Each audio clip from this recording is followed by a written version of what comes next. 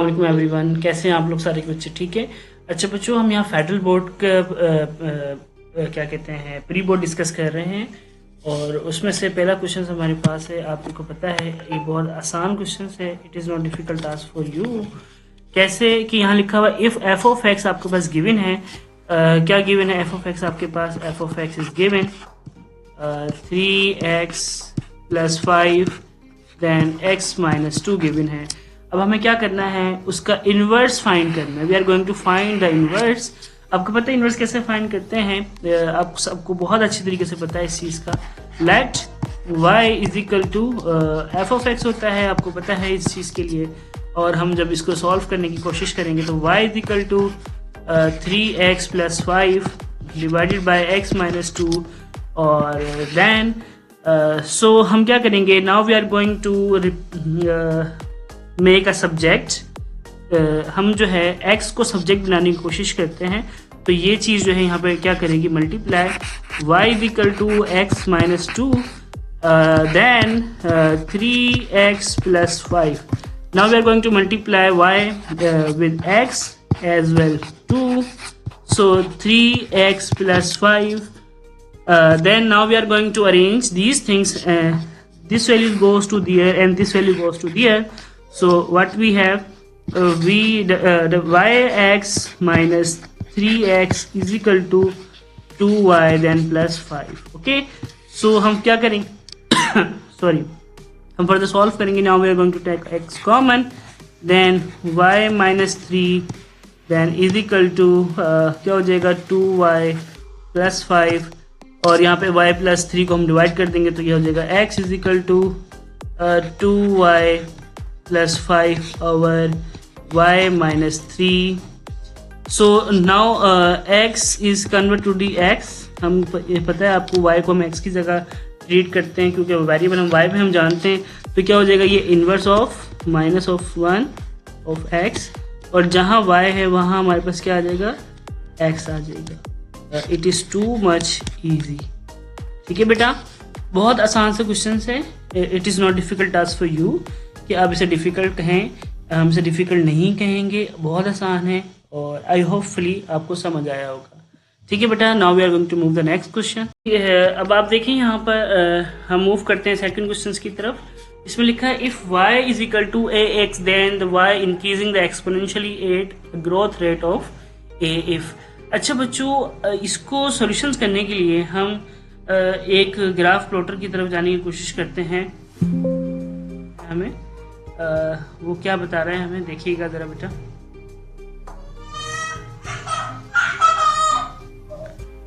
आप लोग सबके सब आपके पास डेस्मोस है और उसे ओपन करें और देखें इस पर डेस्मोस। ठीक है बेटा, ये एक ग्राफ प्लॉटर है और हमने क्या करना है? इसको यूज़ करेंगे हम। ठीक है, इसमें लिखा था y इस क्या कहते हैं = ओके a⁻⁴ x। अब बेसिकली यहाँ देखें हम अगर a की वैल्यू हम क्या क्या असाइन कर रहे हैं। अब देखें 1 पे भी एक स्ट्रेट लाइन बन रहा है और अगर मैं 0 लेता हूँ तो 0 पे भी एक स्ट्रेट लाइन है। तो इससे ये बात पता लग रही है हमें कि ये जो स्ट्रेट लाइन आ रही है तो ना तो हम 1 ले सकते हैं ना तो हम क्या कहते हैं 0 ले सकते हैं। तो अब आप क्योंकि देखिए ना, एक चीज़ अब आपको और दिखाता हूँ। अगर हम 0 से छोटी वैल्यूज लेते हैं ना, 0 से छोटी वैल्यू लेने से हमारा फंक्शन डिक्रीज होना शुरू हो जाता है। ये देखिए डिक्रीज होना शुरू हो जाता है। लेकिन क्या जब हम a की वैल्यू बढ़ाएंगे तो हमारे पास क्या हो जाएगा? फंक्शन हमारे पास हमेशा जो है ना, हमेशा क्या रहेगा? इंक्रीज रहेगा। भले आप यहाँ पे जितने मर्जी 0 यहाँ पे लगा दें तो फंक्शन हमेशा क्या कहते हैं इंक्रीज करेगा। तो अब आप ये देखिए यहाँ पर, आप सीधे देख सकते हैं यहाँ पर इजीली। ये देखिए ये फंक्शन y की, बेसिकली हम y की बात कर रहे हैं। y हमारे पास देखिए यहाँ पर सारा क्या है? वैल्यूज इंक्रीजिंग है।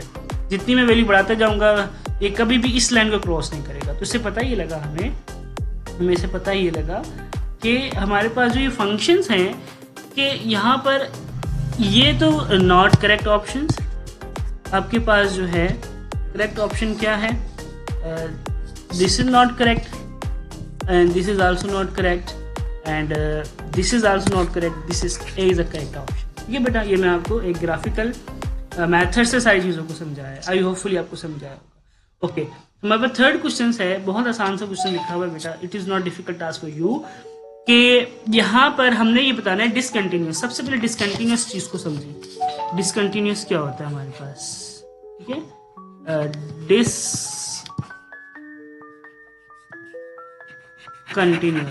डिसकंटिन्यूस फंक्शन तब हमारे पास होता है जब हमारे पास क्या हो, उस डिनोमिनेटर हमारे पास क्या हो, जीरो आ रहा हो। क्या आ रहा हो, डिनोमिनेटर जीरो आ रहा हो, तो हमारे पास उस टाइम क्या होता है, डिसकंटिन्यूस होता है डिनोमिनेटर के अंदर। मतलब नॉमिनेटर की बात नहीं कर रहा, तवज्जो से सुननी है आपकी बात। सो अब देखिए यहाँ पर क्या है, हमारे पास है एक्स स्क्वायर प्लस का 3x देन माइनस का 28 है इज इक्वल टू 0 ले लेते हैं। और आपको पता है 28 का एलसीएम निकालेंगे आप लोग, ये तो आपको पता है मिडिल टर्म ब्रेक कैसे करते हैं, ये आप कर लीजिएगा, आसान है, ये ऑलरेडी मैंने फाइंड की हुई है, तो हम मैंने डायरेक्टली लिख लिया इसके ऊपर। x कॉमन लेंगे यहाँ पर, x plus 7 year then minus 4 common and then x plus 7 is equal to 0। So x minus 4 then x plus 4 x plus 7 is equal to 0। तो हमारे पास क्या आ रहा है, x is equal to 4 and x is equal to minus 7। अब देखिए यहाँ पर हमारे पास रिजल्ट क्या आएगा। यस प्लीज जल्दी से देखें रिजल्ट्स क्या आएगा हमारे पास। Yes this is not correct, you know, yes you are right, this is correct, C this is also not correct and this is also not correct, A is a correct option. I hopefully बच्चों आपको समझ आया होगा। ठीक है, कोई problem हो तो बेटा आप कमेंट्स करके बताएं कि ये नहीं समझा। और मैं इंशाल्लाह ताला सून जो है गेस्ट पेपर अपलोड करने वाला हूँ। पिछली दफ़ा मैंने गेस्ट पेपर दिया था एक बच्चे को और तकरीबन उसमें से 70% 80% ज़रूर आया था। तो इस दफ़ा फिर इंटर का और फर्स्ट ईयर का भी इंशाल्लाह ताला मैं बनाऊंगा। और इस वीडियो के आखिर में जो है बेटा ग्रुप लिंक भी है, आप इसमें ज्वाइन भी हो सकते हैं और दूसरों तक इसको शेयर करें ताकि बेटा दूसरों को भला होगा और आपको अल्लाह ताला जो है सवाब देंगे। बहुत शुक्रिया। ओके जी, now we are going to move the next questions. आसान सा क्वेश्चन है, कोई मुश्किल क्वेश्चन नहीं है। हमने इसके बारे में डिस्कस करना है कि डेरिवेटिव कैसे फाइंड करते हैं। आपको पता है rate of change of dependent variable with respect to independent variable. So अब आप देखिए यहाँ पर डेरिवेट कैलकुलेट करना है हमें। डेरिवेट किस तरह कैलकुलेट करेंगे, फंक्शन हमारे पास गिवन है और बच्चों ये आपको अच्छी तरीके से डेरिवेट आना चाहिए कि डेरिवेटिव कैसे कैलकुलेट करते हैं। ये हो जाएगा 2x³ then x square. Then हम क्या करेंगे, रेट ऑफ चेंज आपको मैंने ऑलरेडी बताया कि हम डिफ्रेंशिएट करेंगे x को, differentiate of y f of x को और विद रिस्पेक्ट टू x करेंगे, या तो हम y भी ले सकते हैं, just don't be worry about it, इसमें कोई मुजाहिफा नहीं है। तो अब देखें थोड़ा सा ज़रा हम इसको सिंप्लीफाई कर लें ताकि आपको समझ आ जाए। मिल जाएगा 2x³ plus x square then 1/2। और आपको पता है कि पावर रूल लगाएंगे हम। पावर रूल कैसे लगाते हैं हम, डेरिवेटिव का सिंबल आ जाएगा देन 1/2 यहाँ पर आ जाएगा then 2x³ plus x square. जब -1 करेंगे तो क्या बचेगा बच्चों, 1 - 1/2। ठीक है, this is the basic thing. So हमारे पास क्या है डेरिवेटिव, अभी डेरिवेटिव हम मुकम्मल नहीं हुआ बल्कि क्या करेंगे हम d/dx। अब इनर का डेरिवेटिव करेंगे 2x³ प्लस x स्क्वायर। सो हमारे पास क्या हो जाएगा, इसको हम फर्दर क्या करें, अगर हम इसको फर्दर सिंप्लीफाई करें कैसे लिखेंगे हम इसको, बहुत आसान सी बात है। 1/2 under radical 2x³ plus x square. Then इसका डेरिवेटिव करेंगे तो ये हो जाएगा 6x देन प्लस 2x यहाँ आ जाएगा। ठीक है, और अगर हम इसे फर्दर सिंप्लीफाई करें तो हमारे पास क्या हो जाएगा, यहाँ से 2 कॉमन लेके यहाँ से 2 वो कर सकते हैं, कैंसिल आउट। जब कैंसिल आउट हो जाएगा तो फिर हम क्या करेंगे, देन हमारे पास आ जाएगा x, यहाँ पर स्क्वायर आएगा, x square plus x divided by under radical 2x³ plus x square, ये हमारे पास आ जाएगा। ठीक हो गया।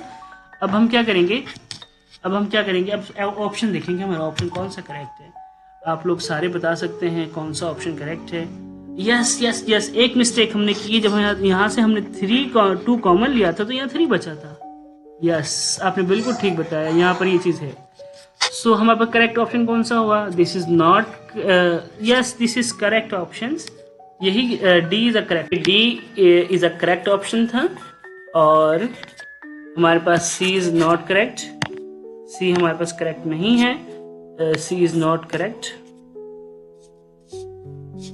Not correct, and this is B is not correct, A is not correct. तो D is a correct option. ठीक है बेटा, ध्यान से रखना है, इसकी साइन वगैरह सारी चीज़ों को अच्छी तरह से देखना। ओके, हमारे पास नेक्स्ट क्वेश्चन है कि if y is equal to cos x है, then the what is the value of y1। y1 is, ये जो y1 आपको रिप्रेजेंट कर रहा है, ये y1 जो है, ये y1 जो है वो dy और dy फर्स्ट डेरिवेटिव को रिप्रेजेंट कर रहा है। ठीक है बेटा, ध्यान रखना इस चीज का। तो हमारे पास y गिवन है, y is equal to cos x, then y का डेरिवेटिव क्या होगा? माइनस का sin x। तो which is correct? This is not correct, this is also not correct, this is also not correct, these are correct.